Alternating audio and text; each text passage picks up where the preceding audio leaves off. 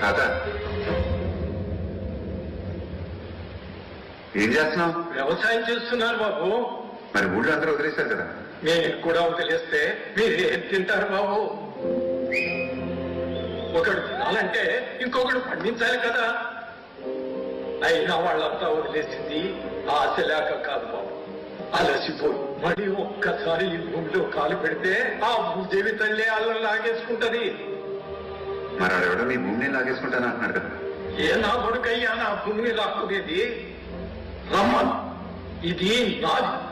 రాదనుకున్నంత వరకు ఏ నా కొడుకు దీని మీద చేయలేడు.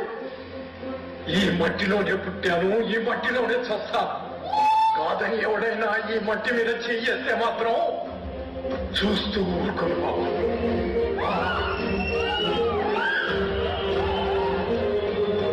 తాత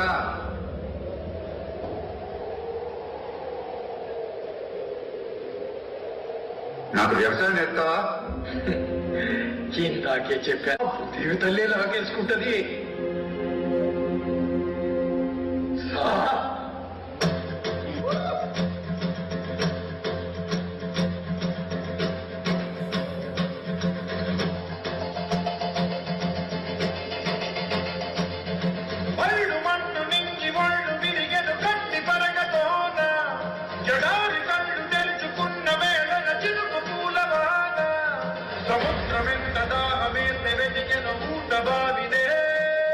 శిరస్సు వంచి శిఖర మంచు ముట్టిని మట్టి నేలనే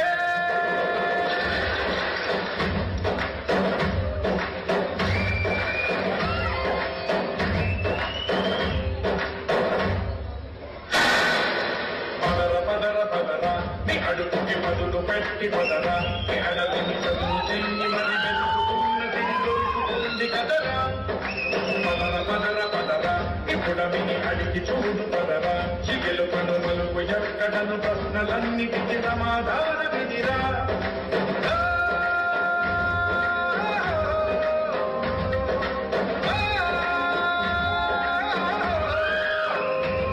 నీ కథ ఇదిరా, నీ మొదలిదిరా, ఈ పదమున మొదటడుగేరా. నీ తరమిదిరా, కవి తరమిదిరా, కవి చాటేరా. పదర పదర నీ అడుగుకి పదులు పెట్టి పదరా. నీ అడవిని చదువు చెయ్యి మరి వెతుకుతున్నది దొరుకుతుంది కదరా. పదర పదర పదర ఇప్పుడవిని అడిగి చూడు పదరా. చిగెలు పదుమలు ఎక్కడను ప్రశ్నలన్నిటికి సమాధాన